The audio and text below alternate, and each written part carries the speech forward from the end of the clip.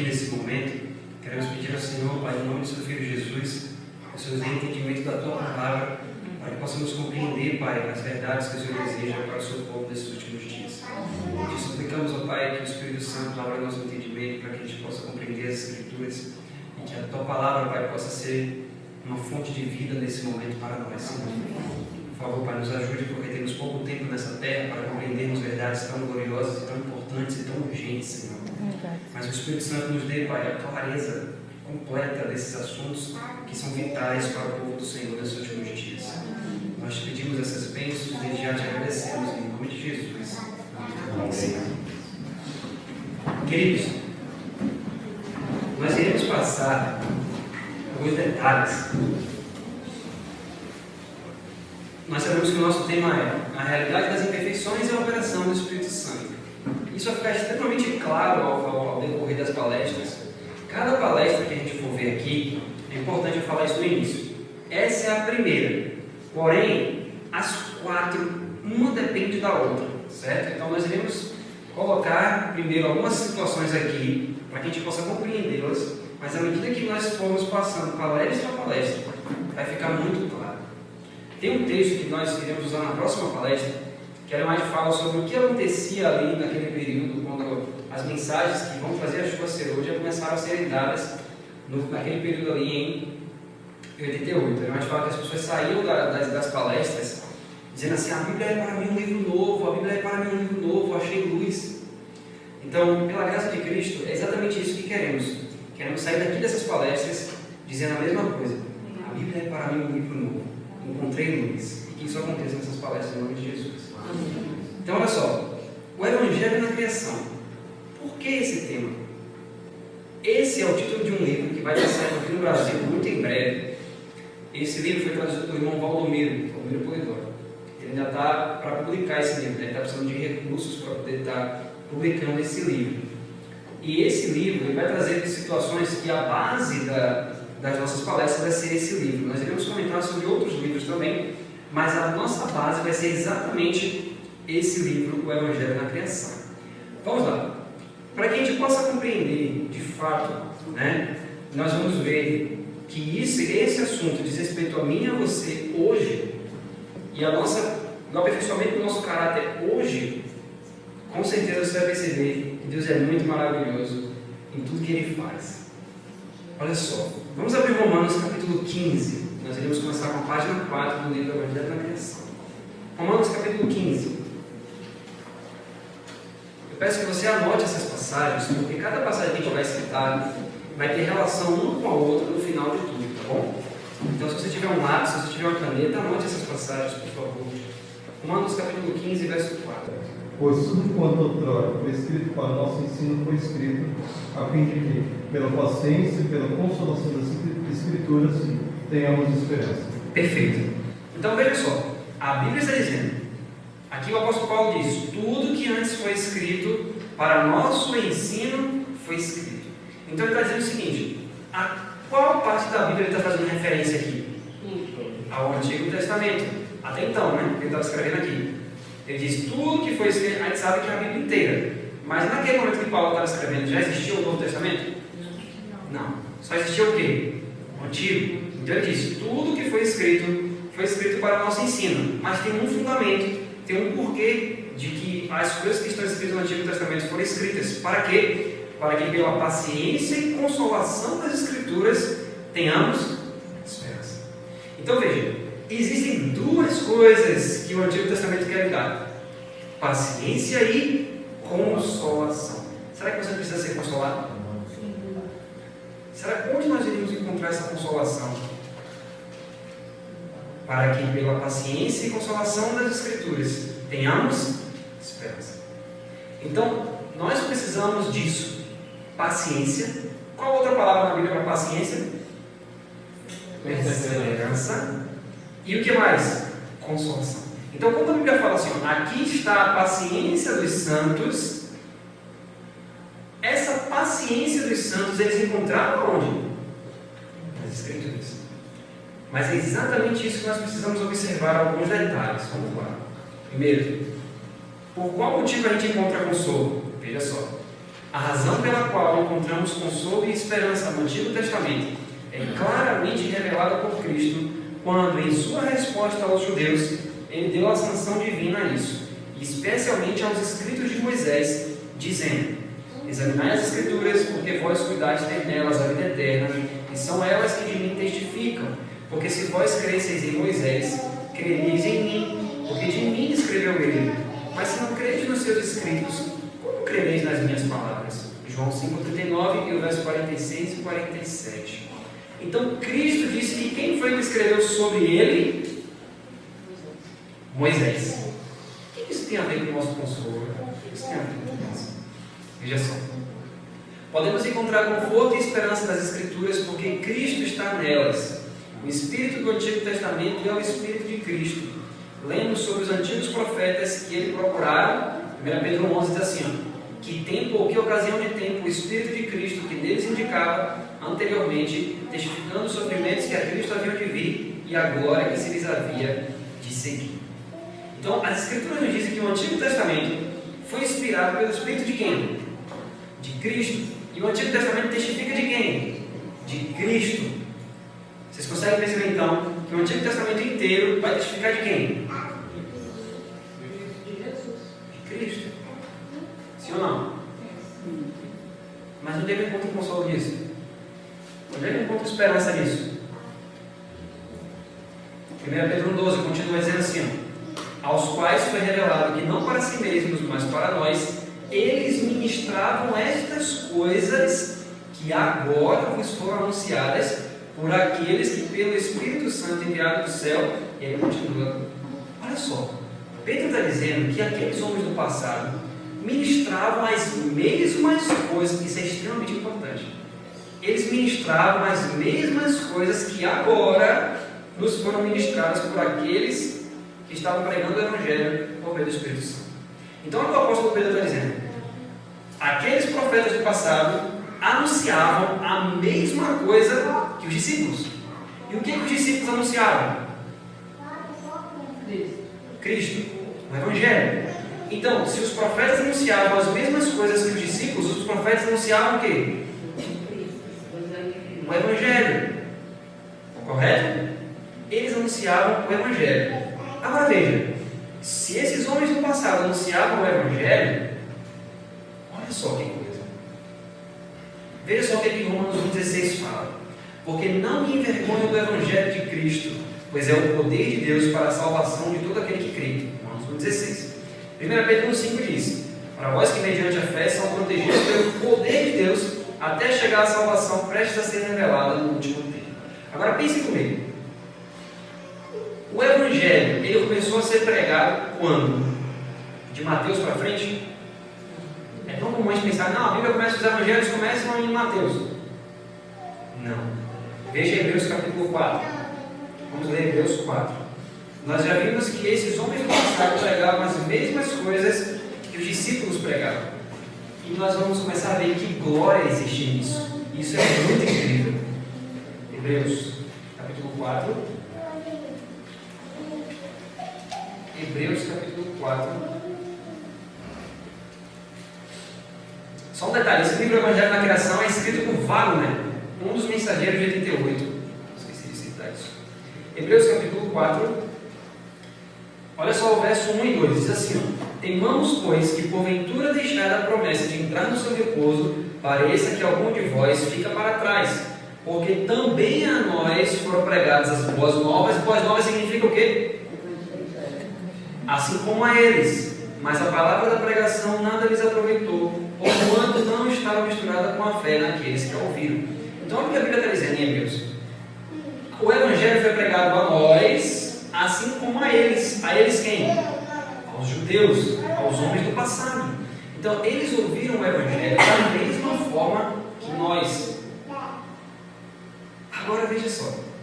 Quem é o agente principal da pregação do Evangelho? Quem é que impulsiona a pregação do Evangelho? Quem é que inspira os homens a pregar o Evangelho? Quem é? Perfeito. Então preste bastante atenção agora no que a gente vai começar a discernir. Então nós entendemos que quem dá inspiração para pregar o Evangelho, quem dá eficácia para pregar o Evangelho é o Espírito Agora imagine só, imagine que o Espírito Santo aparece para você aqui nesse momento, você pergunta para ele assim: Espírito Santo, o que seria mais importante? Qual a primeira coisa que, se eu fosse pregar o Evangelho para alguém, o que a pessoa precisa mais urgente saber? O que essa pessoa precisa?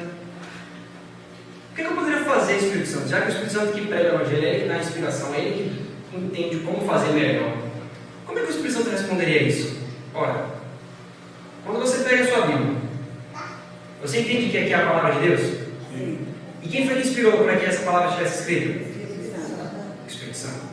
E dentro de todas as Escrituras, qual foi a primeira coisa que, quando o Espírito Santo pensou assim: olha, eles precisam ter consolo, eles precisam ter esperança? Qual foi a primeira coisa no Evangelho? E o Espírito Santo testifica de Cristo.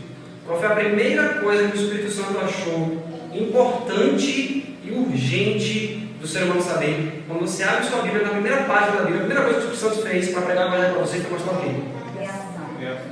A criação. Então, o que o Espírito Santo achou mais urgente, diz: não, você quer entender o Evangelho? A primeira coisa que eu quero te mostrar é isso: a criação. Ou seja, o Evangelho de Cristo começa com a criação. Então, se nós compreendermos o Evangelho da forma como o Espírito Santo prega em Gênesis 1, todo o nosso problema está resolvido. Tudo.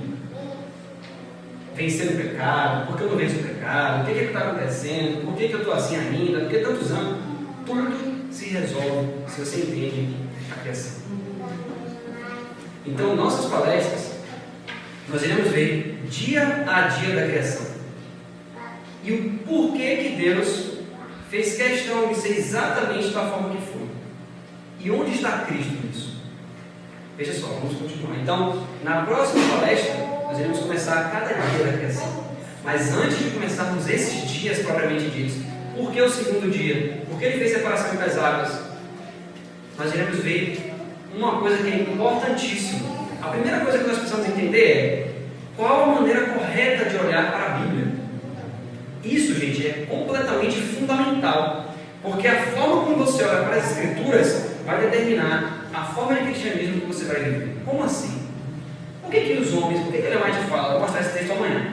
Por que ele mais te fala que as pessoas saíram com a Bíblia na mão dizendo: achei luz, a Bíblia é para mim um livro novo? Porque quando a mensagem de 88 veio, que a mais fala que é a mensagem que vai circundar o mundo com poder e grande glória, elas começaram a enxergar a Bíblia de uma forma que até então elas não entendiam isso. E é exatamente isso que a gente precisa entender. Veja só. Primeiro, nós vemos que o Evangelho é o poder de Deus. Vocês anotaram isso? Romanos 1,16 e 1 Pedro 1,5. Próximo verso. Pergunta na página 5 do livro Evangelho da Criação. Qual é a medida do poder de Deus? Onde ele é visto de forma tangível? Olha que fantástico isso. Primeiro, o Evangelho é o poder de Deus, amém? Mas, poder de Deus. O poder de Deus é muito abstrato, sim ou não? Eu preciso de alguma coisa para entender o poder de Deus. Será que tem alguma coisa que eu possa olhar e ver? Isso aqui é o poder de Deus? Romanos capítulo 1, verso 20 diz assim: porque as suas coisas invisíveis, desde a criação do mundo, olha o que ele diz: tanto o seu eterno poder como a sua divindade se entendem e claramente se veem pelo quê? Pelas coisas que estão criadas. Então, o eterno poder de Deus, eu posso ver esse poder claramente onde? Nas coisas que estão criadas. Olha como as coisas vão começando a ficar mais palpáveis. Eu consigo entender o poder de Deus. Quando eu falo o poder de Deus, qual o tamanho do poder de Deus? Muito grande. Muito grande. Não, é extremamente grande. Porém, não vai ser algo abstrato para você, porque a Bíblia diz que você pode ver esse eterno poder claramente pelas coisas que estão. É exatamente isso que a gente vai fazer durante essa semana, em nome de Jesus. Então, a primeira coisa que vamos entender: criação e redenção. Olha só. Primeiro, na página 8 diz assim: eu peço que vocês abram comigo Colossenses capítulo 1. Colossenses capítulo 1. Esse ponto que nós iremos cravar agora é extremamente importante.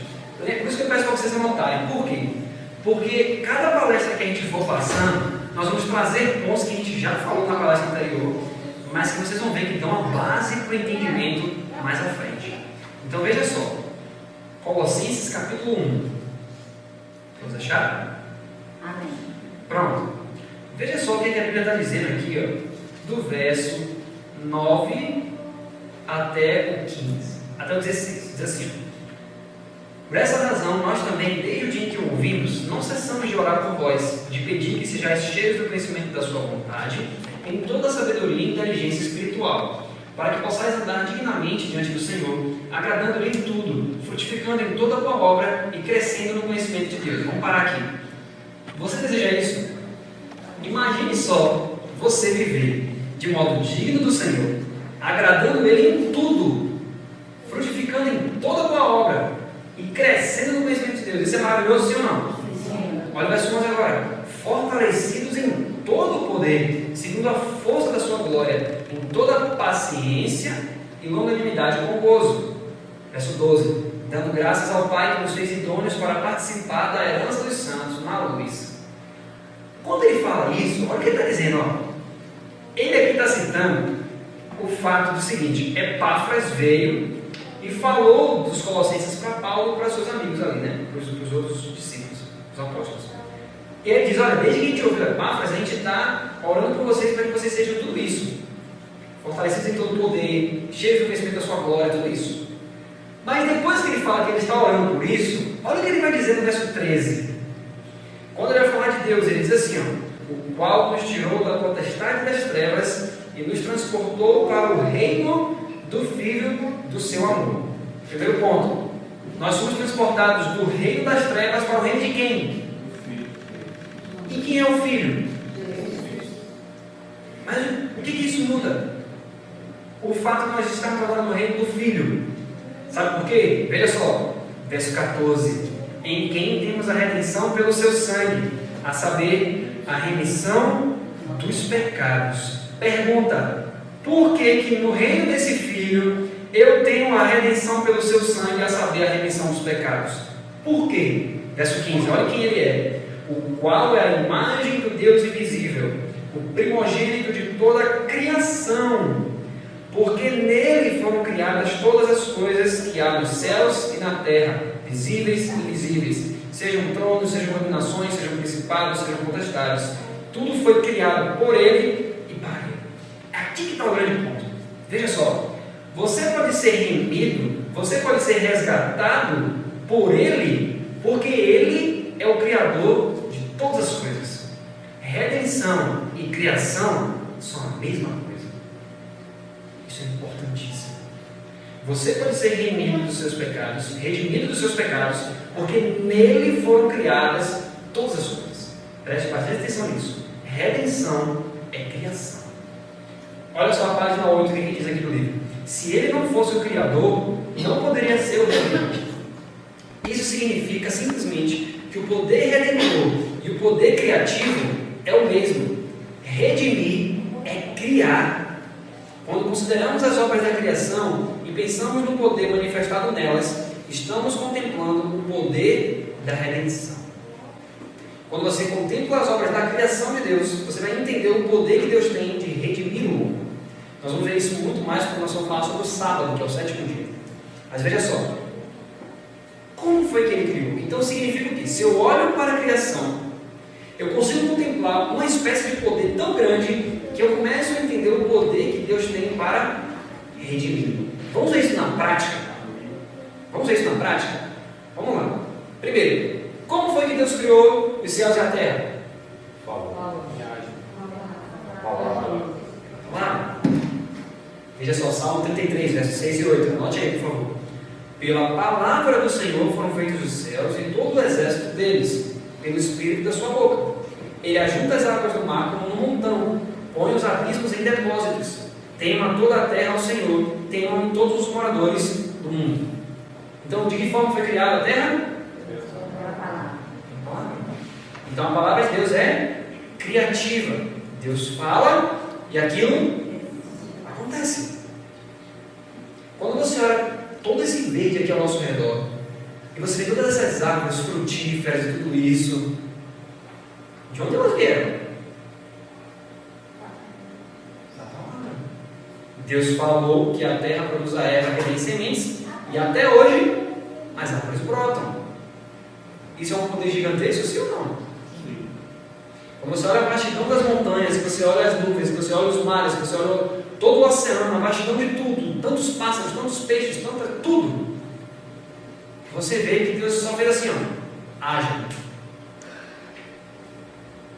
Isso é um poder gigantesco. Então, quando você olha para a criação, você vê que toda espécie que existe, tudo que existe hoje, Deus só precisou falar, haja isso, haja aquilo, haja aquilo. Então, se esse é o poder criativo, então é o mesmo poder redentor. É o mesmo. Olha só, talvez nisso você não consiga começar a linkar as coisas, mas em nome de Jesus você vai começar a compreender as coisas. Olha só, verso 3 de Hebreus 11 diz assim, ó, pela fé entendemos que os mundos pela palavra de Deus foram criados, de maneira que aquilo que se vê não foi feito do que é aparente. Deixa eu fazer uma pergunta. Você já reparou que quando Jesus começava a falar da Bíblia, qual era a reação das pessoas? Qual era a reação quando as pessoas comentavam sobre quando ele pregava? O que as pessoas comentavam na pregação de Jesus? Era um negócio surreal, né?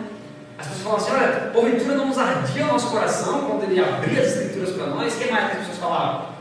Nunca ouvimos um homem falar. Nunca ouvimos um homem falar dessa maneira. Nunca antes ouvimos tais coisas. O que mais? Ele falava como quem tinha autoridade. Falava como quem tinha autoridade. Mas observe, por que isso acontecia? Porque olha só, os fariseus eles eram muito mais instruídos em grego, em hebraico, em aramaico, seja lá o que for. Eles não sabiam as técnicas da Bíblia, de interpretação, disso, daquilo, da forma correta de se interpretar. Eles não sabiam tudo isso. Todos sabem qual é a pregação da Bíblia ali, do Antigo Testamento, nas sinagogas. Por que quando Cristo ia levar a palavra, havia um poder tão grande no que ele falava? Por que quando ele começava a explicar as Escrituras, era um sentido completamente novo para quem estava ouvindo? Porque a forma como Jesus olhava para a palavra era diferente da forma como as pessoas enxergavam, os fariseus. E nós vamos ver como que hoje as pessoas enxergam a Bíblia e como que essa mensagem vai nos permitir enxergar as Escrituras. Eu espero que faça uma diferença gigantesca na sua vida, como tem feito na minha. Olha só, veja só. Olha então, a gente entendeu que a palavra que disse haja luz, houve luz. E nós entendemos que esse mesmo poder criativo é o poder redentor. Por favor, abra Romanos capítulo 4. Essa palestra de hoje é uma introdução a tudo que a gente vai estar estudando. Mas é de extrema importância a gente entender isso aqui. Romanos capítulo 4, verso 17. Quem pode ler, por favor? Romanos 4, 17. Como está escrito, como pai de muitas nações te constituí, perante aquele que qual creu, a saber Deus, o qual vivifica os mortos e chama as coisas que não são como se já fossem. Pronto. Isso aqui é de extrema importância. Deus chama as coisas que não são como se já fossem. O que isso significa? Um exemplo prático disso aqui. Olha só. Existe algum fruto aqui nessa planta que está aqui na minha frente? Não, né? Não existe, sim ou não? Não. Não existe. Essa planta, algum dia na vida dela, vai dar algum fruto? Não. Se eu chego para essa planta e falo assim, olha, amanhã eu vou tirar aqui umas 3 laranjas aqui para eu tomar meu de jejum. Vocês acreditariam nisso? Não, né? Mas eu seria chamado de quê? De mentiroso. Porém, a Bíblia diz que Deus chama as coisas que não são como se já fossem. Se eu falasse, eu seria mentiroso. Mas se Deus falasse assim, ó, amanhã de manhã você vai comer 3 laranjas aqui, dessa folha aqui, o que aconteceria? Imediatamente, ele fala o que aconteceria? Quando chegasse no outro dia, a laranja surgiria. Por quê? Porque a própria palavra que foi pronunciada, ela criaria isso que ele chama as coisas que não são como se já fossem. Porque no início havia luz? Não. E ele falou o quê? Haja. Então ele não precisou de ter uma matéria-prima como nós precisamos para criar. Ele cria do nada. Então aqui não tem como sair laranja. Mas a palavra chama algo que não é como se já fosse. É isso. E se a gente começar a entender isso na nossa vida diária, muita coisa muda. Por quê? Olha só, página 11 do livro, Evangelho na Criação, diz assim: quando ele nomeia algo que antes não existia, naquele instante a coisa existe, pois sua palavra a forma como ela nomeia isto. Quando ele diz que algo acontecerá, então é tão certo quanto se já tivesse aparecido, porque realmente existe na palavra que foi dita. É por isso que muito da profecia está no tempo perfeito, como se já realizado. Olha que coisa fantástica isso. Mesmo que não esteja aparente, mas se está escrito na palavra, já existe. Pronto. Mesmo que você não veja. É por isso que quando Cristo fala assim, quando você estiver em oração, creia que você já recebeu, aí você vai crer. Por que ele fala isso? Porque existe um princípio na oração. Você vai orar de acordo com a vontade de Deus, sim ou não? A Bíblia manda você orar de acordo com a vontade de Deus, é ou não é? Mas onde é que eu vejo a vontade de Deus? Na Bíblia. Então, quando eu devo orar baseado em quê? Na palavra. Então, digamos que eu esteja orando por algo e está escrito na palavra que Deus vai me dar isso. Mesmo que eu não veja, mas se eu cito as Escrituras e vejo que Deus me prometeu isso, mesmo que não esteja aparente, aquilo já existe. Então, mesmo que eu não veja, já está lá. Se Deus falou, já criou. Eu só não estou vendo. Então, antes de eu ver, eu já digo: obrigado, Senhor. Amém. Jesus, quando ele foi ressuscitar Lázaro, olha o que ele fez. O que você ouviu ele falar? Graças, Senhor, eu te dou. Por quê? Porque ele já havia entendido as promessas do Antigo Testamento que Deus ressuscita os mortos. E aí ele precisaria ressuscitar os mortos. Então ele clamou aquela promessa e ele só falou: obrigado, Senhor. Porque ele acreditava que o que Deus falou, aquilo mesmo já estava existindo. Mas eu vou entrar ainda mais fundo nisso mais à frente. Que a gente vai falar da fé de Jesus, como é que Jesus tinha fé. Mas isso aqui é de extrema importância para a gente compreender. Agora veja que fundamento firme é dado ao crente que sabe que todas as coisas foram criadas pela palavra de Deus. E que quando Deus fala, a coisa nomeada existe, cheia de vida. O salmista diz: escutarei o que Deus, o Senhor, falar, porque falará de paz ao seu povo e aos santos. Salmo 85, verso 8. Ele fala de paz através da palavra divina, porque Ele é a nossa paz, Efésios 2,14. Mas paz significa justiça, pois nós lemos: muita paz tem os que amam a tua lei, e para eles não há tropeço. Salmo 119, 165. E novamente: se tivesse dado os ouvidos aos meus mandamentos, então seria a tua paz como o rio e a tua justiça como as ondas do mar. Isaías 48, 18. Veja só, na semana passada nós tivemos lá no IAG e nós comentamos em uma das palestras sobre o que significa a fé. Provavelmente você já deve ter ouvido ou lido o livro Tudo sobre Fé. Se você não leu ainda, leia urgentemente, porque ali vai mostrar para você o que é a fé na prática mesmo. E fé, eu coloquei aqui, deixa eu passar aqui, ó. Deixa eu mostrar aqui para vocês. No livro Estudo sobre Fé, página 21.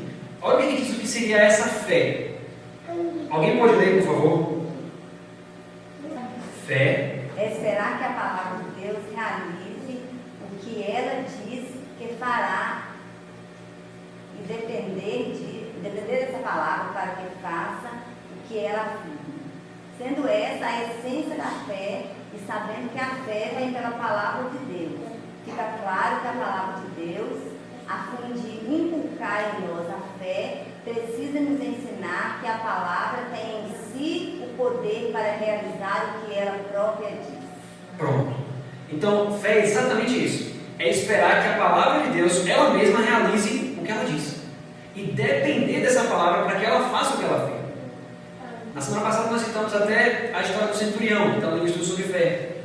É quando Jesus falou assim, ó, ele falou: Senhor, meu criado já é doente em casa. E aí Jesus falou: eu vou curá-lo. Aí ele diz: não, Senhor, não precisa o Senhor ir lá. O que ele falou? Basta apenas uma palavra. Basta uma palavra e o Senhor vai ser curado. Aí o que foi que Jesus falou? A Bíblia diz que Jesus ficou maravilhado e disse: olha, nunca vi fé como essa, mas nem mesmo em Israel. Por quê? Jesus falou: olha, ninguém aqui em Israel tem essa fé que você tem. Porque você acredita que realmente a palavra que o Senhor fala, ela mesma cumpre. E Jesus falou: isso é fé. Então, se nós entendemos que na criação Deus falou e aquilo aconteceu, a fé verdadeira na prática é entender que o que está escrito na Bíblia, aquilo que Deus prometeu, a própria palavra por si mesma cria isso. Vamos dar um exemplo prático de Cristo aqui em Lucas capítulo 5.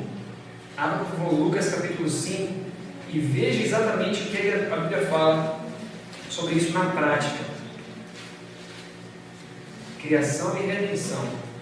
Veja que o poder criativo é o mesmo poder de redenção. Veja só, Lucas capítulo 5. Lucas 5,17 diz assim: e aconteceu que num daqueles dias estava ensinando, e estavam ali assentados fariseus e doutores da lei, que tinham vindo de todas as aldeias da Galileia e da Judeia e de Jerusalém, e o poder do Senhor estava ali para os curar. Olha só, o poder do Senhor estava ali para curar. Mas o Evangelho não é o poder de Deus? Ok, verso 18. E eis que uns homens transportavam numa cama um homem que estava paralítico, e procuravam fazê-lo entrar e pô-lo diante dele. E não achando por onde o pusessem levar, por causa da multidão, subiram ao telhado e por entre as telhas o baixaram com a cama até o meio, diante de Jesus. E vendo ele a fé deles, disse: homem, os teus pecados te são perdoados. E os escribas e fariseus começaram a razoar, dizendo: quem é este que diz blasfêmias? Quem pode perdoar pecados, senão só Deus? Jesus, porém, conhecendo os seus pensamentos, respondeu e disse-lhes: que arrazoais em vossos corações? Qual é mais fácil dizer: os teus pecados são perdoados? Ou dizer: levanta-te e anda? Ora, para que saibais que o Filho do Homem tem poder na terra, sobre a terra, de perdoar pecados, disse ao paralítico: a ti te digo, levanta-te, toma tua cama e vai para a tua casa.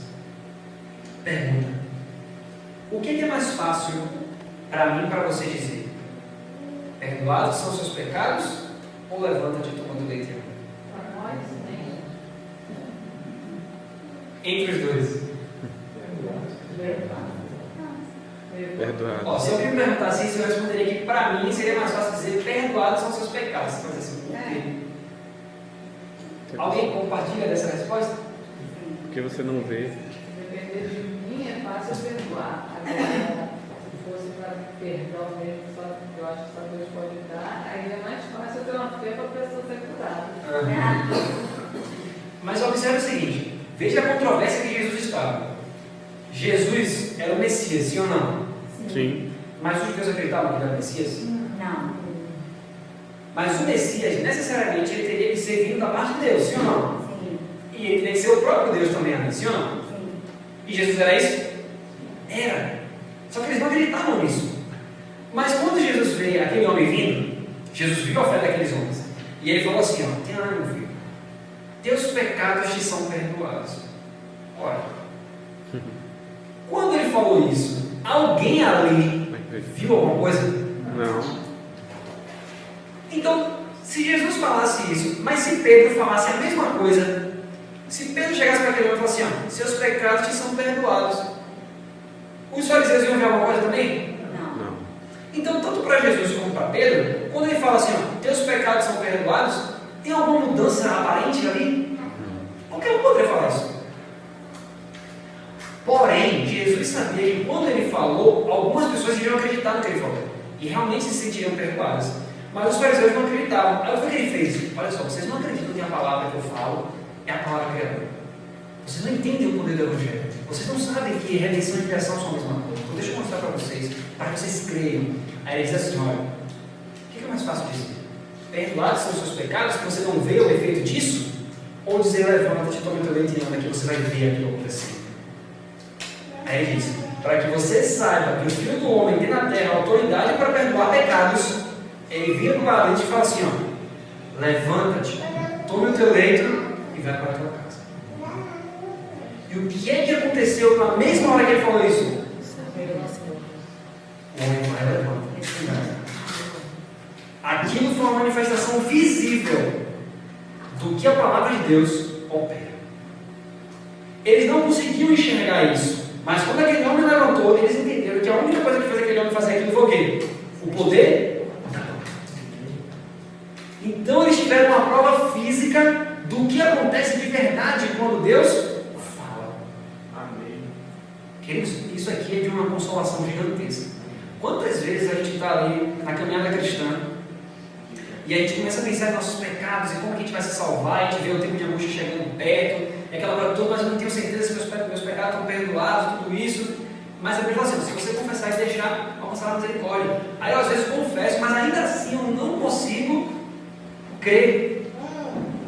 Mas a mesma palavra que disse assim, ó, que a terra produz a semente, essa mesma palavra diz assim, ó, perdoados são os seus pecados. E se a pessoa não crê nisso, assim, não pelo poder de Deus, mas se ela não crê que, por exemplo, meu pai, ele falava, quando eu falava assim, todo mundo é perdoado, pai, Deus perdoa qualquer pecado. Não, minha filha, meus pecados são muitos.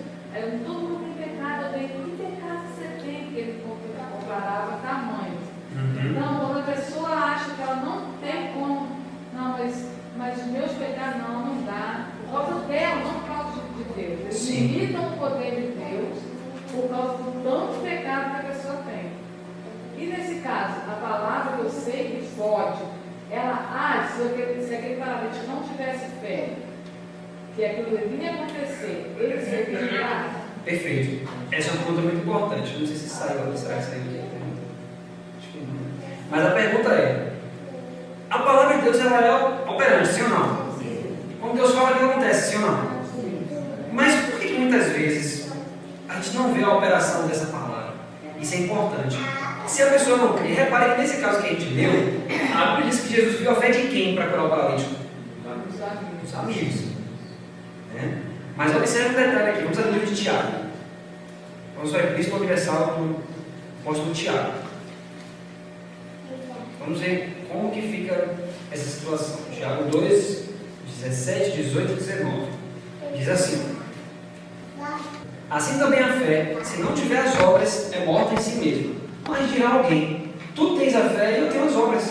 Mostre-me a tua fé sem as tuas obras, e eu te mostrarei a minha fé pelas minhas obras. Verso 19: tu crês que há um só Deus?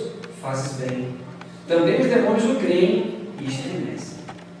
Pergunta: quantos aqui creem, preste bastante atenção nisso, quantos creem que a palavra de Deus é poderosa e criativa e quando Deus fala, aquilo acontece durante a mão?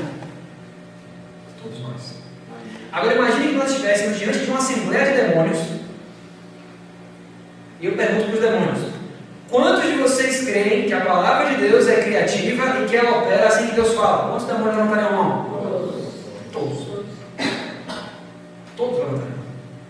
E aí eu pergunto: quantos acreditam que todos esses milagres aqui são verdadeiros nas Escrituras, que tudo que Jesus fez é para trazer vida para aqueles que creem? Quantos demônios levantariam a mão? Todos. Se eu perguntasse para os demônios quantos creem que é possível vencer o pecado e que na palavra de Deus há poder para vencer os seus pecados, quantos demônios levantariam a mão? Todos. Ué. Então os demônios creem em tudo que a gente crê, os demônios sabem qual é a igreja verdadeira, os demônios entendem o poder dessa palavra, mas por que não há mudança na vida deles?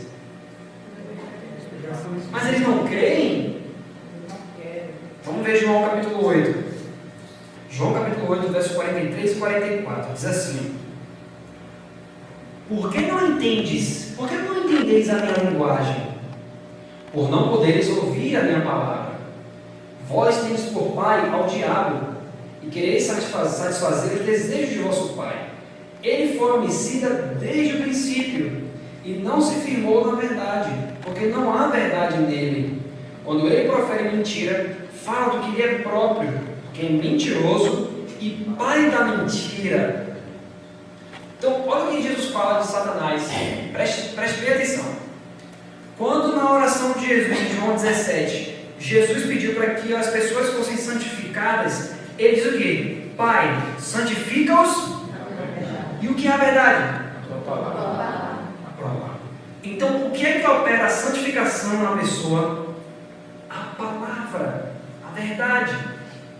Então, não é somente crer que isso aqui é verdade, mas é permitir que essa verdade penetre em mim, que ela opere em mim, que eu me submeta a isso. Qual a diferença entre a fé de Jesus e a fé de Satanás? Porque Satanás crê que isso aqui é verdade, mas olha o que Jesus fala, ele é pai da mentira. Por quê? Porque só a verdade é onde? Na palavra. Mas a palavra habita em Satanás? Se a palavra não habita em Satanás e a palavra é verdade, se não há palavra nele, ele só pode ser o quê? Mentira. Então, ou seja, eu posso crer que isso aqui é verdadeiro, mas eu não permito que essa palavra opere em mim. Logo, eu também, assim como Satanás, vou ser o quê? Mentiroso. Ou seja, eu preciso me submeter a essa palavra. Se está escrito, assim é.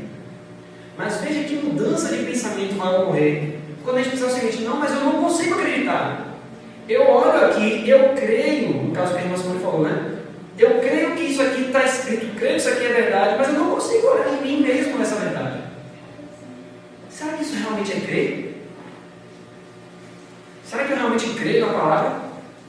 Veja só. Deixa eu ver aqui. Pronto. Vamos ler aqui Mateus capítulo 7. Vamos ver aqui alguns detalhes. São de extrema importância. Isso aqui que nós estamos falando, a gente vai ver que Cristo entendia todos esses detalhes que a gente está comentando. Cristo, ao se tornar ser humano e se submeter a ser um ser humano, ele tinha que entender exatamente isso. Não é maravilhoso você olhar para um ser humano que viveu 33 anos sem pecar? É maravilhoso isso ou não? Sim. Como é que ele conseguiu fazer isso? Como? Porque assim, eu creio em Cristo. Eu já entendi que posso vencer meus pecados. Eu já entendi que antes do fechamento da porta da graça, eu tenho que estar com todos os meus pecados vencidos. Mas Jesus conseguiu isso, mas eu não consigo. Mesmo crendo em Jesus, mesmo crendo nas mesmas coisas que está ali na palavra, que meus outros irmãos creem, eu não consigo. Por que isso? Como que Jesus, tendo nossa natureza, conseguiu e eu não? Porque toda vez que, mesmo eu praticando a reforma de saúde, quando chega alguma situação assim, de uma coisa assim, eu falo assim: hoje eu vou fazer isso. Por que esse Cristo não fazia isso? Então tem alguma coisa que Cristo entendia na palavra, tem alguma coisa que ele compreendeu que eu não estou compreendendo ainda. Porque o poder que estava disponível para Cristo é o mesmo que está disponível para mim, sim ou não? Sim. Se o poder é o mesmo, por que as manifestações desse poder não são a mesma? Por que hoje mesmo eu já conhecendo talvez a verdade presente há mais de anos, eu continuo nas práticas do pecado? Mesmo entendendo que há poder, mesmo entendendo que Cristo veio com a minha natureza, mesmo eu pregando sobre isso, debatendo sobre isso, eu continuo em pecado ainda. Tem alguma coisa errada. Tem alguma coisa na Bíblia que Cristo conseguiu compreender a linha de raciocínio que levou ele a viver do jeito que ele viveu e que eu não estou compreendendo ainda. Tem alguma coisa. E em nome de Jesus Cristo, é isso que a gente vai entender nessas palestras. Em nome de Jesus. Nós vamos entender como Cristo entendia a Bíblia. E por isso, quando ele falava, as pessoas falam assim: rapaz, eu nunca ouvi isso. Porque na cabeça delas a Bíblia tinha que entender assim. Mas em nome de Jesus, vamos lá. Vamos ver aqui, Mateus capítulo 7. Mateus 7, 24. Diz assim: todo aquele, pois, que escuta essas minhas palavras e as pratica, assemelhá-lo-ei ao homem prudente, que edificou a sua casa sobre a rocha. E desceu a chuva, e correram rios, e assopraram ventos, e combateram aquela casa, e não caiu, porque estava edificada sobre a rocha. Quantas vezes a gente já viu esse verso aqui? Centenas de vezes. Mas observe, verso 26. E aquele que ouve essas minhas palavras e não as cumpre, compará-lo-ei ao homem insensato que edificou a sua casa sobre a areia, e desceu a chuva, e correram rios, e assopraram ventos, combateram aquela casa, caiu, grande foi a sua queda. Quando ele falou isso, olha o que aconteceu com a multidão, verso 28. E aconteceu que, concluindo Jesus esse discurso, a multidão fez o quê? Se admirou com a sua doutrina. Se admirou com a sua doutrina. Olha só o que diz no Evangelho da Criação, página 14. Segundo as palavras de Cristo no Sermão do Monte, construímos sobre a rocha, de que forma? Ouvindo e obedecendo as suas palavras. A palavra de Deus é inspirada por Deus e, portanto, plena de sua própria vida. De sorte que a fé é pelo ouvir, e o ouvir pela palavra de Deus. E Cristo habita no coração pela fé. Portanto, a palavra tem Cristo nela, porque traz Cristo para o coração. Queridos, olha que diferença gigantesca entre você olhar para a palavra e ordenando algo e você entender que a palavra de Deus é criativa. Quando a Bíblia fala assim, ó, sede santos, porque eu sou santo. Naturalmente, você vai pensar assim, preciso ser santo, porque a palavra de Deus manda eu ser santo. Então, tudo que eu já aprendi até hoje, eu tenho que ser estrito. Porque a Bíblia fala, sede santos, ó, então eu tenho que ser santo, porque eu preciso fazer isso, preciso fazer aquilo, preciso fazer aquilo outro, preciso fazer aquilo outro, porque se eu não fizer essas coisas, eu não sou santo. Será que era assim que Jesus entendia a Bíblia? Jesus elogiou a fé daquele homem e falou assim, ó, manda somente uma palavra e você não vai ser curado. Então, quando Deus fala assim, ó, sede santos porque eu sou santo, se você crê que essa mesma palavra tem o mesmo poder quando ele falou haja luz e houve luz, quando ele fala sede santos porque eu sou santo, se eu creio nessa palavra, imediatamente o que vai acontecer em mim? A santidade vai brotar em meu coração. Ela não existe, mas Deus chama as coisas que não são como se já fossem. Então ele olha para mim e fala assim, Ivan, sede santos. E eu digo, amém, Senhor, que assim seja. Amém. Isso que aconteceu. É essa a virtude que existe na palavra. O mesmo poder criativo que disse haja luz ou luz, que haja montanhas, que haja ervas, que haja tudo isso, sede santos. Pronto. Só que por que a gente não vive a santidade? Porque a gente não acredita que isso é verdade. Aqui está o ponto. Veja que a Bíblia fala que os israelitas não entraram em Canaã porque eles eram incrédulos. E aí a gente olha para rapaz, como que esses homens eram incrédulos? Mas a mesma palavra que disse para eles que eles iam entrar em Canaã, diz para eles assim, ó, seja santo porque eu sou santo. Eu falo assim, não, então eu tenho que passar a fazer a minha santidade. E eu lanço por terra a palavra de Deus. Quando a própria palavra por si mesma criaria a santidade em mim. Mas eu não acredito que isso é verdade. Não tem como. Olha para a minha vida. E eu passo a olhar para mim, para os meus defeitos, em vez de olhar para o poder da palavra de Deus. Não, nada. Já está tudo bem com essa verdade aí, velho. Estou lutando. Desde quando Deus falou assim, lute por você mesmo. Está escrito alguma coisa na Bíblia, é isso? Não. Mas a palavra criativa diz assim, ó, o pecado não terá domínio sobre vós. Se eu recebo essa palavra e essa palavra sai do livro e entra em mim, o pecado não terá domínio sobre mim. Por isso, quando você olha para o deserto agora, eu quero ler com você aqui um texto da irmã White. Olhe para o deserto da tentação. Olha que texto fantástico. Olha o que ela fala. Ciência do Bom Viver, 181. O Salvador venceu para mostrar ao homem como ele pode vencer. Todas as tentações de Satanás, Cristo enfrentava com a palavra de Deus. Confiando nas promessas divinas, recebia poder. Olha só. Confiando nas promessas, Cristo confiava no que Deus falou no Antigo Testamento. Por isso que o Romanos 15 falou assim, ó, tudo que foi escrito para a nossa consolação foi escrito, para que você dependa do que está escrito. Cristo entendeu isso. E ele sabia que enquanto ser humano, ele falou que em João 5,30, eu nada posso fazer de mim mesmo. Então a única coisa que ele fez foi porque ele fazia o quê? Ele confiava no que estava escrito. E aí ele diz, ó, Cristo enfrentava com a palavra de Deus todas as tentações de Satanás. Cristo enfrentava com a palavra de Deus. Confiando nas promessas divinas, recebia poder para obedecer aos mandamentos de Deus. E o tentador não podia alcançar vantagem. A toda tentação, sua resposta era, está escrito. Assim, Deus nos tem dado sua palavra, para com ela resistirmos ao mal. Pertencem-nos grandíssimas e preciosas promessas, a fim de que por elas fiquemos participantes da natureza divina, havendo escapado da corrupção que pela concupiscência há no mundo. Dizer ao tentado que não olhe para as circunstâncias, para a fraqueza do próprio eu, ou para o poder da tentação, mas olhe para o poder da palavra de Deus. Toda a sua força nos pertence. Escondi a tua palavra no meu coração, para não pecar contra ti. Pela palavra dos teus lábios me guardei das veredas do Espírito. Salmo 17,4. Porque tem pessoas que dizem crer na palavra, mas elas não edificam sobre a palavra. O que significa isso? O que significa na prática edificar sobre a rocha? Um exemplo claro na Bíblia. Abraão é um exemplo maravilhoso de edificação sobre Cristo por crer em sua palavra. Deus fez uma promessa a Abraão que, como todas as promessas de Deus, estava em Cristo. Assim diz o registro sobre Abraão. E creu ele no Senhor e imputou-lhe isto por justiça. Então, a Bíblia diz que quando Deus prometeu algo a Abraão, o que Abraão fez? Creu. Mas a palavra creu, olha só que interessante.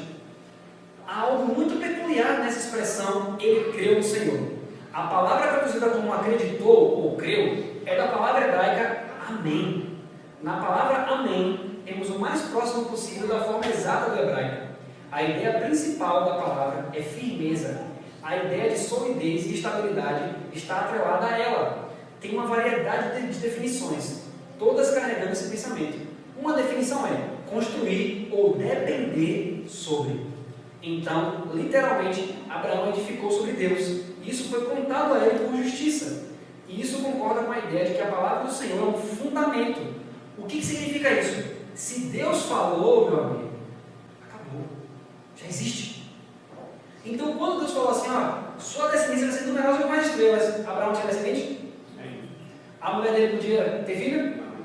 Ele tinha alguma evidência clara que aquilo aconteceria? Mas quando ele ouviu dizendo assim, ó, assim vai ser sua descendência, o que foi que ele falou? Amém. Amém. Se a tua palavra falou, o Senhor chama as coisas que não são como se já fossem. Pronto, é suficiente. Ou seja, quando ele acreditou, Cristo disse assim, ó, se você acredita na minha palavra, eu vou considerar você como edificando sobre a rocha. E quem está edificado sobre a rocha tem um firme fundamento? Sim ou não? Sim. Então, ele dependeu, ó, se Deus falou, eu não tenho evidência nenhuma. Mas se está escrito isso, eu vou esperar que isso, exatamente o que ele falou, aconteça. Porque quando ele fala, automaticamente o que acontece? Aquilo é criado. Amém. Mas eu preciso que isso que está escrito seja uma verdade em mim, e não só no livro. Ou seja, se ele falou alguma coisa, alguma promessa, e eu estou esperando nisso, eu tenho que crer que o que ele falou, a própria palavra em si mesma, vai crer. Vocês conseguem perceber isso de forma clara? Deus não precisa ir lá, é isso que Jesus quis nos ensinar. Ele não precisa ir lá fazer. Ô Senhor, toca no meu marido, vai lá, bota a mão nele, vai. Não precisa, porque ele já falou. É uma situação de cura. Meu marido precisa, ô Senhor, dá o toque nele, coloca a mão, bota um óleo, seja lá o que for. Não, ele falou assim: ó, te restaurarei a saúde por as tuas chagas. A própria palavra que ele falou, se você clamar essa promessa em prol dele ou dela, essa própria palavra vai se encarregar de fazer. Deus não precisa ir lá, se ele já falou. E olha que maravilha isso. Quantas vezes ele fala assim: ó Senhor, eu queria tanto que o Senhor falasse comigo, queria tanto que o Senhor me dissesse uma resposta para isso que eu estou orando. Mas espera aí, vamos ler 1 João capítulo 5. Olha o que Jesus entendia, olha o que ele quer que a gente entenda. 1 João capítulo 5. Isso tudo, gente, é só o primeiro verso de Gênesis 1, quando fala assim, ó, criou Deus. O Espírito Santo, a primeira coisa que o Espírito Santo queria que você entendesse é: Deus é criador. Pronto. A primeira frase da Bíblia é essa: entenda que Deus cria. Se você entender isso, sua fé vai crescer assim. A primeira coisa que o Espírito Santo falou é: quer entender o Evangelho? Entenda que Deus é criador. Pronto. Essa é a primeira coisa que você entender.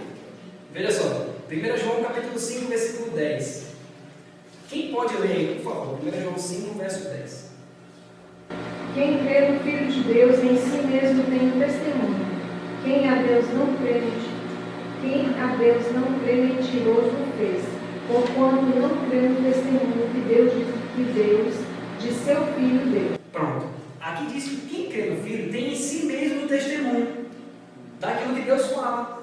Ou seja, o Espírito Santo, dentro de nós, que foi dado como penhor, o próprio Espírito Santo traz o testemunho, a palavra ao seu coração. Então, quando você começar a memorizar as Escrituras, se você deixar os versos na sua mente, o próprio Espírito Santo, vou mostrar isso para vocês na próxima palestra, o Espírito Santo vem, pega aquele verso e lança na sua memória. Eu estou orando por alguém, quero cura e tudo isso, aí o Espírito Santo vem e fala assim: ó, está escrito, te restaurarei a saúde por as tuas chagas. E você começa a clamar essa promessa. E você crendo nessa promessa, acreditando que essa promessa por si mesma, a palavra vai criar isso, você vai ver isso acontecendo. Você começa a perceber que criação e redenção É a mesma coisa? É. O que Deus falou, haja luz, houve luz, que haja erva que dê sementes. Quando Deus fala assim, ó, perdoados são os seus pecados, quanto tempo vai demorar para você ser perdoado? Imediatamente. Só que o que eu achei mais incrível, está um livro chamado, acho que é Milagres de Jesus, o irmão Valdomiro também tem traduzido. Tem uma parte que fala assim, ó, quando a gente pede, né, Senhor, mas fale para mim individualmente, Senhor, eu estou orando tanto por isso, por favor, fale comigo. E a gente normalmente espera que Deus vai dar um sonho, né? Deus vai aparecer para você e falar assim, meu filho, isso. Só que ele fala assim, olha, não precisa. Sabe por quê? Olha que coisa linda, isso é muito maravilhoso. Hebreus capítulo 1. Abra aí Hebreus 1. Gente, isso aqui é muito profundo, muito. Hebreus capítulo 1, veja só. Hebreus 1, verso 1 ao 3, assim.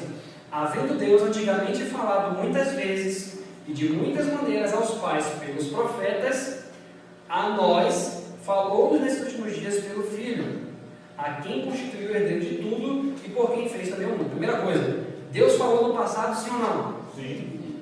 Por meio de quem? Profeta. O que os profetas falaram, está escrito na Bíblia, sim ou não? Sim. Deus parou de falar? Não. Deus continua falando. Isso já é uma boa nova espetacular. Porque a Bíblia não diz que Deus só falou no passado. Ele continua falando. Ou seja, a Bíblia é Deus falando comigo. Você pode olhar como Paulo falando para os coríntios, mas os coríntios já morreram. Quem é que está vivo lendo essas palavras? Sou eu e você. Então é Deus falando imediatamente com você. Quando Cristo lia a Bíblia, era Deus falando com ele. Eu vou mostrar para vocês versos disso depois. Então é Deus falando comigo. Então Deus falou para aqueles homens no passado, mas Deus fala com você hoje. Só que olha o verso 3.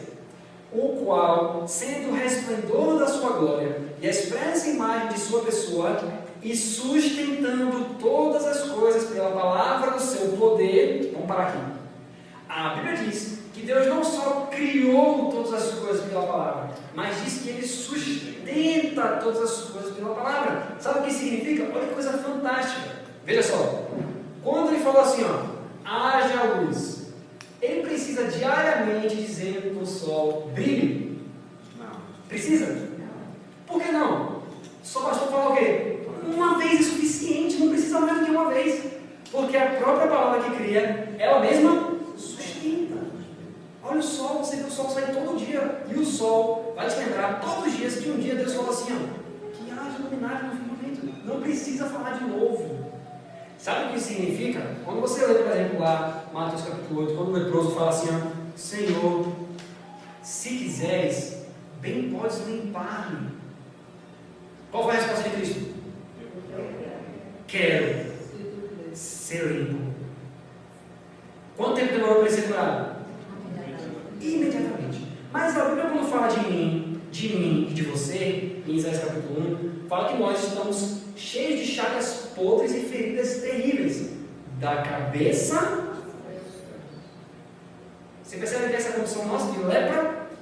Mas quando você vai a Cristo, o Senhor, me perdoe, eu sou tão miserável, Senhor, eu sou isso, eu sou aquilo, Senhor, como tem misericórdia. A mesma palavra, Jesus precisa chegar para você e falar assim, ô fulano, ô menina, deixa eu te dizer uma coisa, seja curado agora. Precisa ele falar para você de novo? Não. Se você chegar a ele em oração e dizer assim, Senhor, perdoa-me, Senhor. Se você realmente sente esse senso, basta você dizer assim, Senhor, está escrito, quero ser limpo. E a mesma palavra que foi dita pelo leproso, a idêntica palavra é dita para mim e para você. E imediatamente você vai ser curado da sua lepra espiritual. Você crê nisso? Ou isso é muito difícil de acreditar? Ou a notícia é tão boa que ele não, não é possível dizer isso. É exatamente isso. Isso muda tudo. Porque se você entende que a primeira coisa que você precisa ser purificado, você entende que já existe a palavra para purificar. Você não precisa ter dúvida, será que Deus me perdoou? Já está escrito. Só basta você acreditar que o que Ele fala, Ele cria. Será que a palavra perdeu o poder de criar?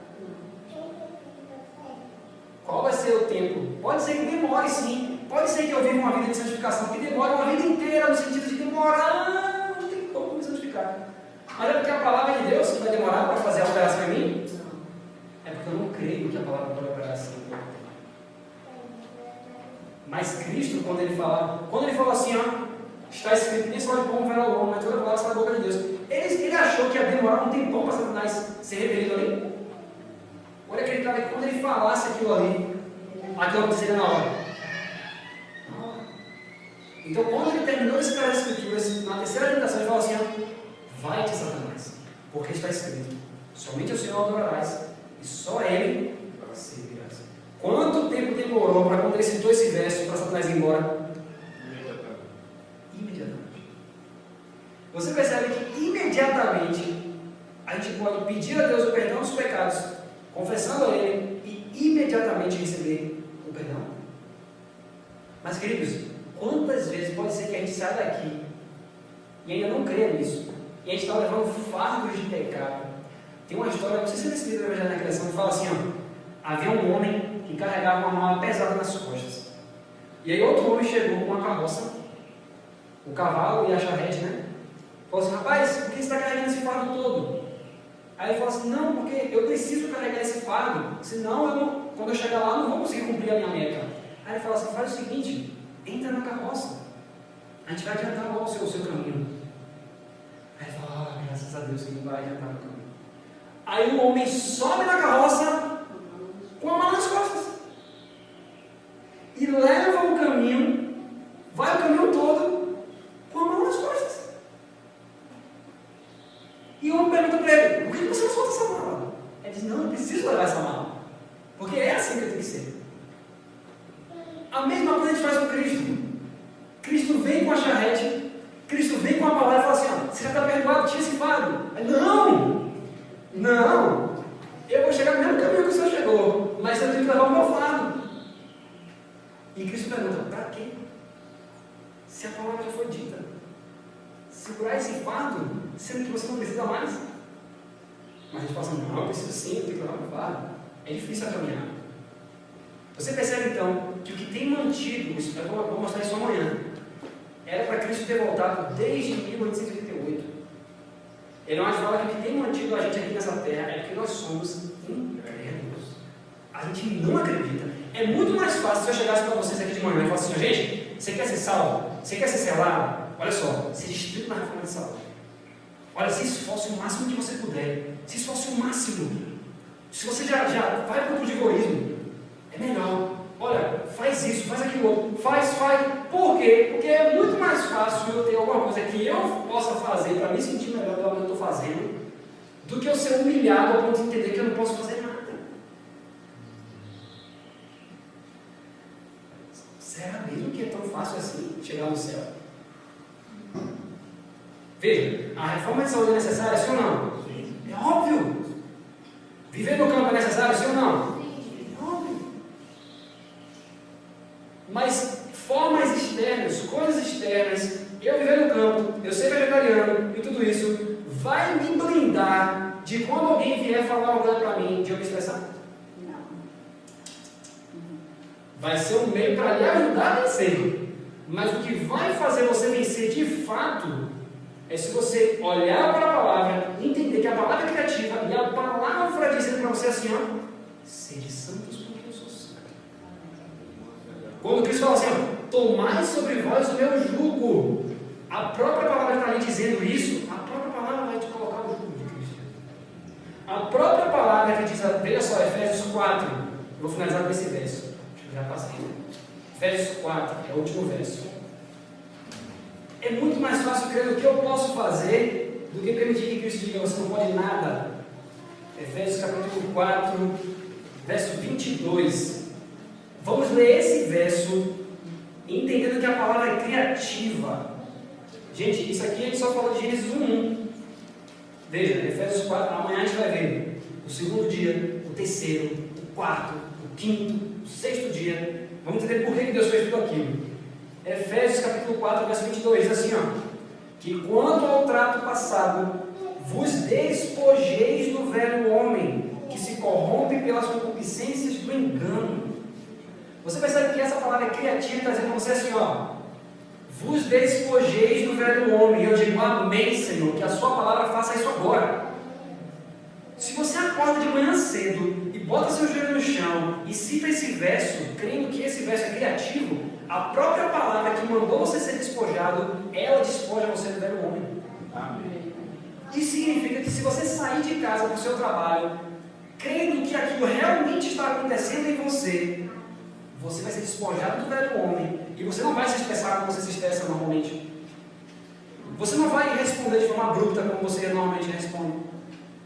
Por quê? Porque você creu que a palavra é criativa e ela criou em você um novo mundo. Isso é muito incrível. Imagina se eu chegasse para vocês hoje e dissesse assim, gente, ó, é o seguinte, vocês conhecem a verdade do presente? Mas eu tenho uma notícia para vocês. Vocês só têm 10 dias até fechar a porta da graça. Como é que vocês saíram daqui agora?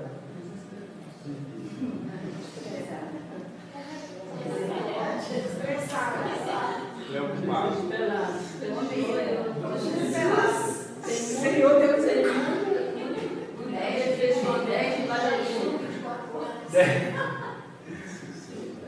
mas veja, a gente conhece essa verdade há quanto tempo já? Seria maldade da parte de Jesus fechar a porta da graça daqui a 10 dias? Inclusive tem um texto de Elamática, eu vou ver se encontro ele, que ela fala assim, ó, que quando fechar a porta da graça, muitas pessoas vão ficar desesperadas, mas aí o próprio Cristo aparece na vida e fala assim, por que você está assim? Eu não dei tantas condições para você, por que você está desse jeito? Você não aproveitou as oportunidades que eu lhe dei? Queridos, a gente não conhece isso há quanto tempo? Talvez você conheça isso há 4, 5, 10, 15 anos, e por que até hoje a gente ainda não conseguiu reproduzir a vida de Cristo? Sendo que eu sei que é possível. Será que é algo tão difícil assim mesmo? Imagine que Cristo vem aqui na frente agora e toma meu lugar aqui. Eu dou o microfone para ele. Eu pergunto, eu faço uma entrevista com ele aqui agora. Senhor, foi difícil, Senhor, viver a vontade do Pai todos os dias sem transgredir a lei? Aí Jesus pega o microfone. Jesus ia dizer o quê? Ah, foi tão difícil para mim. Era um fardo viver a vontade do Pai. Ele responderia isso? Não. Mas se a gente pegasse o microfone e perguntasse, está sendo difícil para você viver tudo isso que você conhece? Será que a gente diria o quê? Tá. No fundo, tá. Então, precisamos entender que a palavra de Deus é criativa. Então, amanhã, quando a gente for ver os outros dias da criação, vai chegar um momento que quando tudo estiver bem aberto, a gente vai ver algumas falas de Jesus. A gente vai começar a dizer, oh, então ele entendia isso. Por isso que eu quero ver. Agora sim é o último. Apocalipse 14. Apocalipse 14. Gente, olha só. Essa palestra aqui, eu queria muito que ela durasse 4 horas. Cada dia, 4 horas no mundo. Para a gente poder abrir muita coisa aqui. Né? Vamos lá. Vamos fazer uma vigília cada dia. Vamos fazer uma vigília cada dia. Ó, Apocalipse 14, verso 12.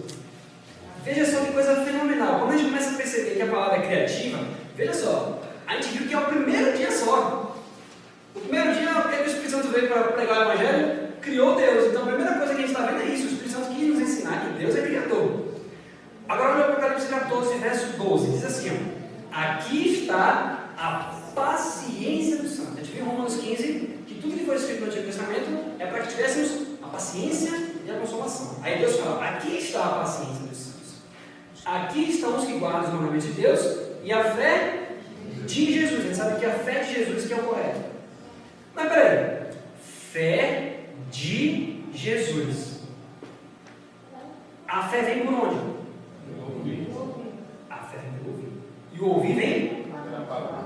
Pronto. Então, se a Bíblia está dizendo que Jesus tinha fé, então Jesus ouvia e ouvia pela. Então, isso significa que aqueles que vão ter a fé de Jesus vão ouvir a palavra, entender a palavra e viver a palavra da mesma forma que quem entendeu? Jesus. Então, o mais urgente que a gente tem que compreender para entender como que Cristo conseguiu fazer tudo isso é entender como ele entendia a Bíblia, sim ou não? Sim. A chave da questão é essa. Como que Cristo entendia a Bíblia? Como que ele ele aplicava aqueles versos? A gente vai ver isso a partir de agora. Mas o primeiro ponto que o Espírito Santo já quis mostrar, que Cristo entendeu, é que a palavra de Deus é criativa. Então, quando você acordar de manhã cedo, você pode fazer isso. Eu comecei a fazer. Gente, quando eu descobri isso, eu comecei a vislumbrar por que as pessoas saíram das palestras lineares assim. A Bíblia é um livro novo para mim. Até que eu peguei um caderno, eu tenho um caderno meu aí, onde eu escrevo só os versos, tem vários já. Porque eu começo a escrever esses versos e eu começo a clamar esses versos para mim. Porque eu entendi que quando eu clamo, aquilo ali, a energia criativa da palavra, se cumpre em mim. Então eu começo a criar. Então, no dia a dia, quando você estiver diante de uma tentação, comece a memorizar esses versos, porque quando a tentação aparecer, o Espírito Santo vai trazer na sua memória, você vai dizer assim, está escrito isso. Se você mora na cidade, vamos dizer que alguém está assistindo aqui esse vídeo e mora na cidade. Na cidade grande passa sempre músicas do mundo. Música com teor sexual, seja lá o que for. E aí de repente você pode ser que aquela música venha na cabeça. E aí começa a tocar na sua cabeça e você não quer que aquilo aconteça. Nesse exato momento que acontece isso, você pode fazer o seguinte, ó. Está escrito. Nesse exato momento, surgiu na sua cabeça esse verso, essa música, você não quer que aquilo permaneça. O que você vai fazer? Está escrito. Filipenses 4, verso 8, diz assim, ó. Tudo que é verdadeiro, tudo que é honesto, tudo que é justo, tudo que é puro, tudo que é amável, tudo que é de boa forma, se há alguma virtude e se há algum louvor, nisso pensai. A palavra vai criar esse pensamento, porque a palavra está dizendo, ó, nisso pensai. Amém, Senhor. Pronto. Amém. O pensamento vai. Teste isso.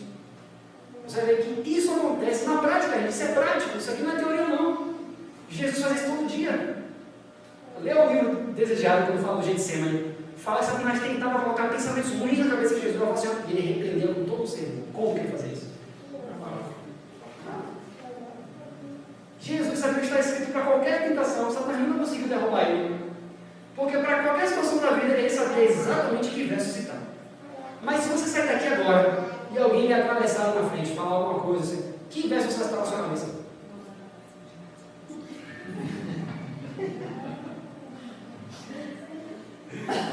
Então, queridos, é exatamente isso. Você percebe? Então, a gente precisa disso urgentemente. Urgentemente. Então, a primeira coisa que o Espírito Santo fez na Bíblia, para nos mostrar o poder do Evangelho, Deus é Criador. Entenda isso. Se você viver isso na prática, tudo vai mudar. Amanhã nós vamos ver o segundo dia da criação. O que é que Deus fez no segundo dia? O que é que Deus fez no segundo dia? Quem lembra? Separou o firmamento. Para que ele fez isso? O que isso tem a ver com a minha edificação do meu caráter? Amanhã a gente vai pegar muito. Vamos orar então, pedir a Deus essa força e essa graça. Em nome de Jesus, vamos orar.